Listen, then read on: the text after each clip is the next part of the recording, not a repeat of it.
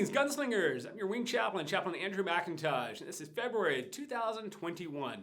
Now, February is a great month. Here in Texas, it feels like spring is already in the air, and we get the day off for President's Day. But you know what?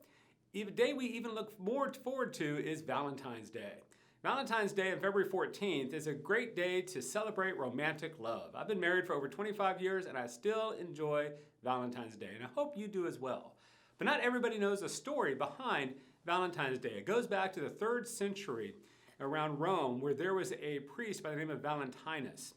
And at that time, Claudius Gothicus, the Roman emperor, refused to allow soldiers to marry. But behind the back of the emperor, Valentinus still performed weddings for soldiers, believing that God meant that man should not be alone but to marry. So, when Claudius Gothicus heard about Valentinus's disobedience of the order, he had him thrown in jail.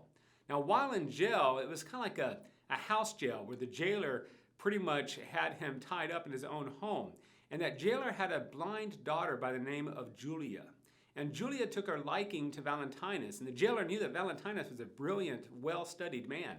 So he asked if Valentinus could tutor his daughter in some of the classical arts like history and things like that. Now, her being blind, it created some real challenges, but she had a very quick mind. So Valentinus would read to her about Roman history, and he would teach her arithmetic, and he would talk to her about nature and things like that. And she picked it up, oh, so very well. But eventually, the day came in which the Roman emperor called for the head of Valentinus. So on the eve of his execution, he wrote a letter to Julia, and he signed it, "From your Valentine." And then on February 14th, 270 AD, he was executed. That's why we celebrate Valentine's Day on February 14th each year. But there's so much more to romantic love. In fact, some of us are familiar with some of the Greek or Roman legends behind the Greek god Eros or the Roman god Cupid.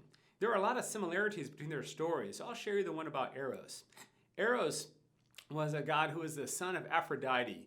Aphrodite, of course, was the goddess of love and beauty and all things like that. Well, there was a mortal woman by the name of Psyche whom was very beautiful. And Aphrodite was so jealous of her beauty that she sent her son Eros to shoot an arrow into the heart of Psyche so that Psyche would fall in love with the most ugly man in the world. Well, when Eros went down to do that dirty deed, so to speak, he saw Psyche and fell deeply in love with her. But he knew that it was wrong for him to be in love with a mortal woman, so he would only visit her at night. And he refused to let her see him. But one night, overcome with curiosity, Psyche hid an oil lamp. And then when Eros was asleep, she lifted the oil lamp to gaze upon his beauty. But a hot drop of oil hit him, which awoke him. And out of such anger, he swore never to see her again. So for the rest of Psyche's life, she searched for her lover, Eros, but never found him. Now, the Greek word for Psyche literally means soul. So perhaps that's where we get the word soulmate, or a lost soul, or searching for your soulmate. It's a very interesting story. Now, the Greeks were brilliant when it came down to their language. In fact, there are so many more words that they have to describe this dynamic called love that we don't even realize the differences. I know of at least 9 different words that the Greeks used to describe love, but not all are healthy. Let me explain, because I do believe that we often hurt each other deeply in the name of love. So first one, going back to that legend, the love of Eros. Eros, we think it means erotic, but eroticism is not what you might think it is. Basically, Eros means a selfish love, a desirous love, to consume. You could have Eros love for a Porsche 997 GT3. You could have Eros love for an individual, but it just means you want it for yourself. The word you think of erotic is actually the Greek word porneia, which is where we get the word pornography. It's a little different. Then you've got the word mania. Mania is from which we get the word maniac or maniacal. And what it means is a person who's kind of obsessed with somebody else.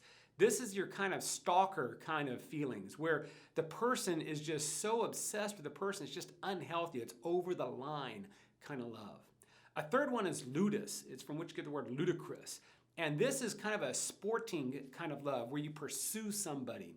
But it's really for the game of it all. It's like, hey, I want to prove that I could get this person to go out with me or something like that. The sad fact of the matter is once you've had that, romantic or even sexual conquest, you kind of leave the person behind because you no longer have those feelings. The whole feeling was about pursuit and gaining that person. A fourth one is pragma. It's from which we get the word pragmatic. It's a practical kind of thing. It's like that you're in love with an ideal of a person. It's like, hey, I want to marry somebody who is well-educated, good-looking, athletic, well-mannered, etc., etc., etc. And you may meet somebody who checks all those boxes. You may marry them. But what you find is you were in love with an idea and not with the individual. A fifth kind of love is the love philusia. Philusia is very interesting because it's a self-love. And self-love in and of itself is not so bad, but when at the extreme it becomes narcissistic.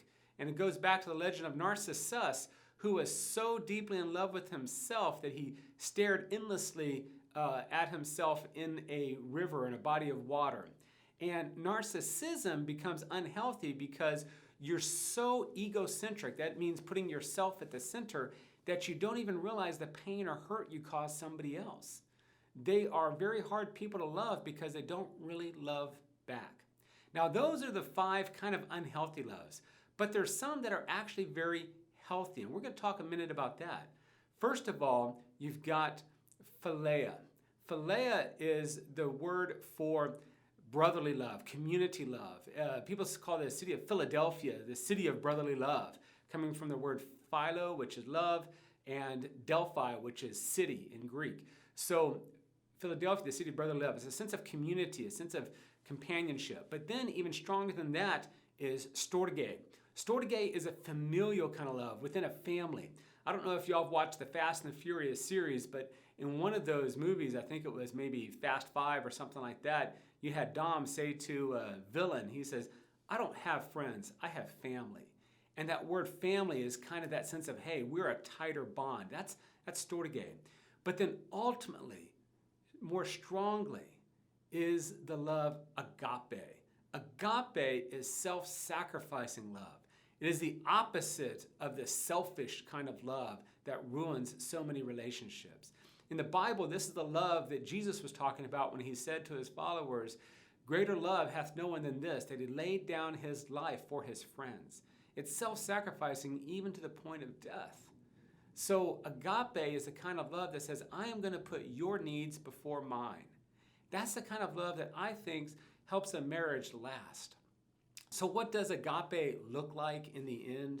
How do you know that you're at the point where you can love somebody like that? Well, consider the wedding vows we so often take.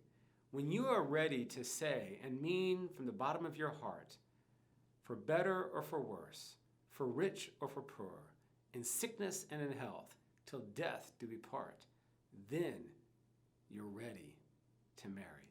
So happy Valentine's Day this month, and I hope you have a great time. So till next month, this is Chaplain McIntosh. God bless you all. Goodbye.